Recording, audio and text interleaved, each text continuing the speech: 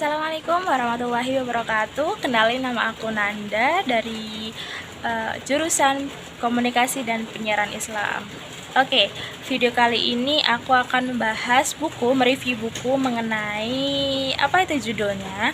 Judulnya itu Psikologi Komunikasi dan Inovasi karya Jamaluddin Ancol. Siapa yang tahu ini? Siapa yang udah pernah baca ini?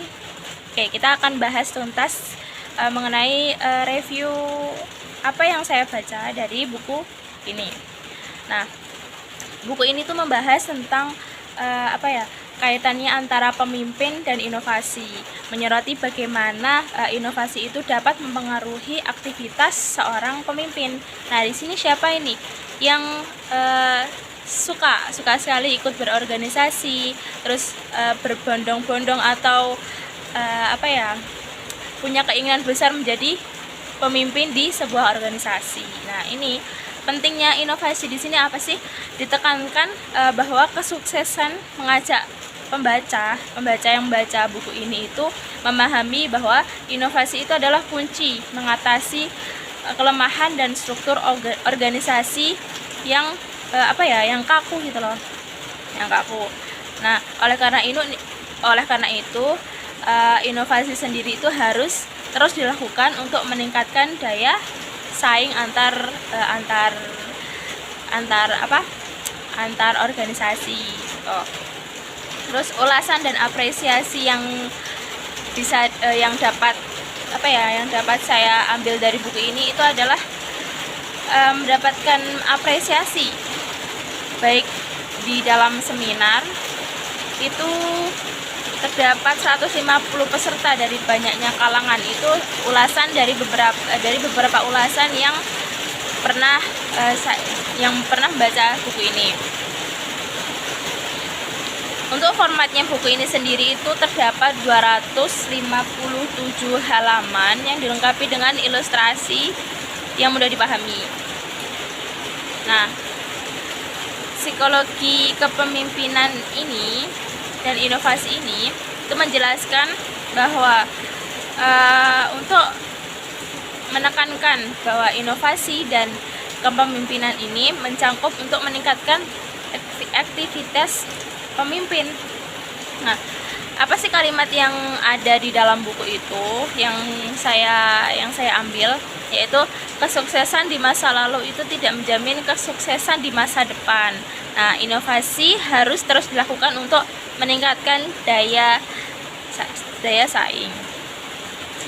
Nah, buku ini tuh menjelaskan mengenai pemimpin itu bukan hanya tentang mengarahkan orang lain, tapi juga menciptakan visi dan misi untuk memotivasi tim untuk mencapai tujuan bersama. Lalu ada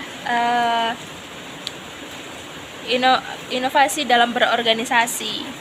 Tuh, di sini bukunya itu menekankan bahwa inovasi itu diperlukan untuk mengatasi kelemahan dalam struktur organisasi yang kaku tadi. Siapa nih yang di sini mempunyai organisasinya tuh kaku? Nah, boleh baca buku tentang kepemimpinan dan inovasi ini, Psikologi Kepemimpinan dan Inovasi karya Jamaluddin Ancol ini. Dia tuh membahas mengenai bagaimana sih caranya mengatasi suatu organisasi itu yang kaku. Nah, kamu yang sebagai pemimpin bisa jadi setelah membaca buku ini tuh menjadi tahu jalannya bagaimana kamu menjalankan dalam sebuah organisasi itu. Kamu dapat memecah belah masalah yang ada di situ dan merekatkan anggotanya kembali. Kalimat penting selain itu apa sih yang saya baca dalam buku ini itu adalah pemimpin yang efektif adalah mereka yang mampu menciptakan lingkungan yang mendukung kreativitas dan inovasi.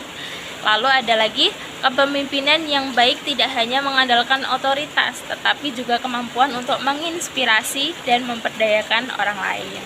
Nah, next, kesimpulan dari review buku kali ini apa sih? Secara keseluruhan itu, buku ini tuh memberikan wawasan bagi kita yang membaca ini,